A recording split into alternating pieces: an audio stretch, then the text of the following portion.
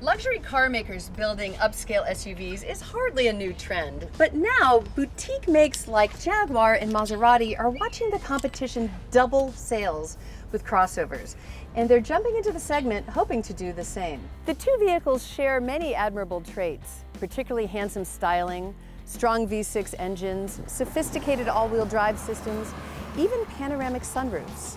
But these are two very different animals, so let's find out what sets them apart from the competition and each other.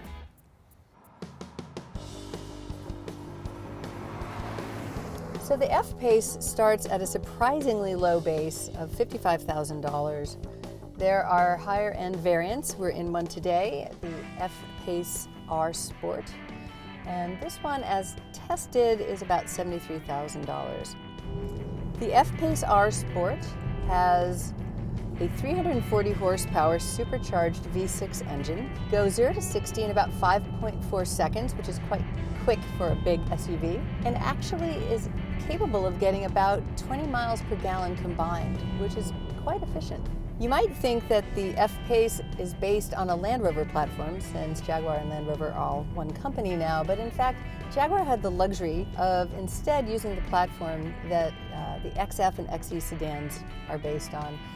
So what that really allowed the company to do is take a large vehicle and make it really drive like a refined sedan, and they have been successful. Part of the smoothness is the 8-speed transmission, which they have mated to paddle shifters. So you can certainly throw this around and have fun with it, put it in sport mode and make it really aggressive. And it handles that very well. The Maserati Levante carries a pretty hefty price premium over the Jag F-Pace. Base price $72,000, and for the S line that I'm driving, pricing begins at $83,000, and this one, as tested, comes to a whopping $99,000. But before you criticize it for being too expensive, just take in what you get for your money. The Levante has 424 horsepower, and it comes out of a twin-turbo V6 that is built by Ferrari.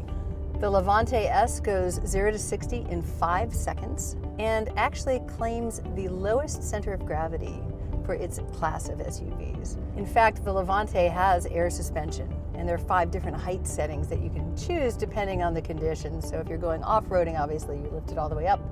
If you go into sport mode, it literally hunkers down.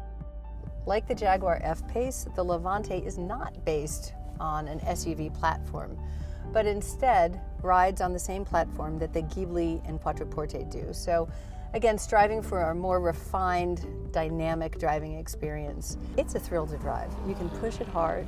There's very little body roll, pretty immediate on the power.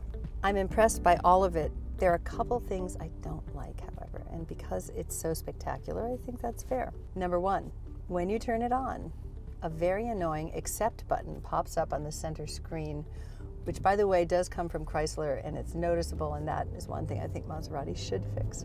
Number two, the gear shift, not entirely intuitive or precise. The best thing to do is to put it in manual mode and activate the 8-speed automatic transmission with the paddle shift.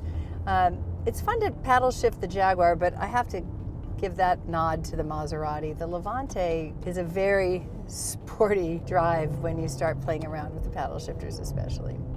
And of the two, handsome as the Jag is, the Levante is the one that's been getting all the attention, especially from men. The Maserati is a visceral, hormonal performer, a proud Italian right down to its Ferrari heart. The Jaguar is well-engineered, elegant, and surprisingly affordable, buttoned-up British with Savile Row flair. Both have successfully entered the SUV fray with their brand DNA intact. If you're looking for something novel, you can't go wrong with either.